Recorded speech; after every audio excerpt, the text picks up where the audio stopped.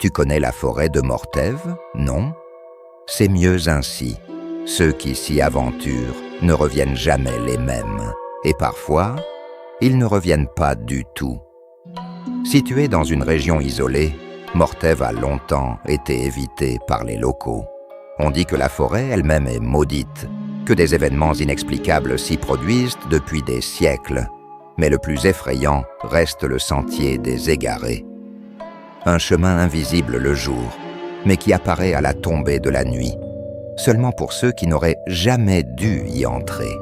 En 1987, un groupe de campeurs a décidé d'explorer Mortève, malgré les mises en garde des habitants du village voisin.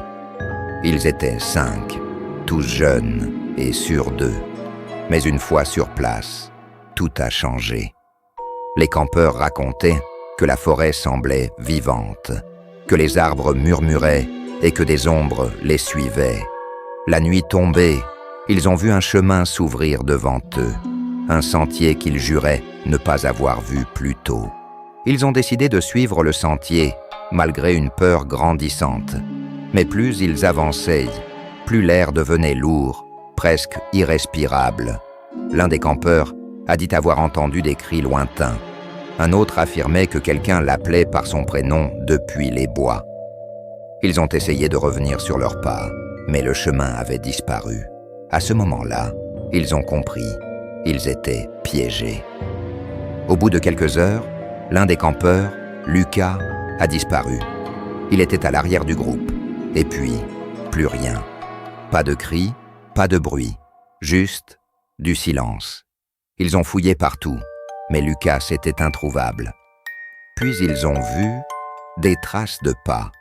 Pas humaines, non. De grandes empreintes, semblables à celles d'un animal, mais avec des griffes démesurées. Elles menaient droit vers les bois. La nuit avançait, et ils ont décidé de camper pour attendre le lever du jour. Mais le calme ne dura pas. Une présence rôdait autour d'eux, invisible mais palpable. À un moment, leur feu s'est éteint, sans explication. Ils ont commencé à entendre des voix familières, celles de Lucas, puis celles de leurs proches restés au village. Mais quelque chose dans ces voix n'était pas naturel. Elles étaient creuses, presque inhumaines. La légende raconte qu'au XVIIIe siècle, un ermite vivait dans cette forêt. On l'accusait de sorcellerie, de pacte avec des forces obscures. Quand les villageois sont venus le capturer, il aurait juré de se venger, disant que quiconque entrerait dans sa forêt perdrait son âme au sentier des égarés. Depuis, les disparitions se sont multipliées, et ceux qui reviennent racontent des choses qu'ils ne peuvent expliquer, avant de sombrer dans la folie.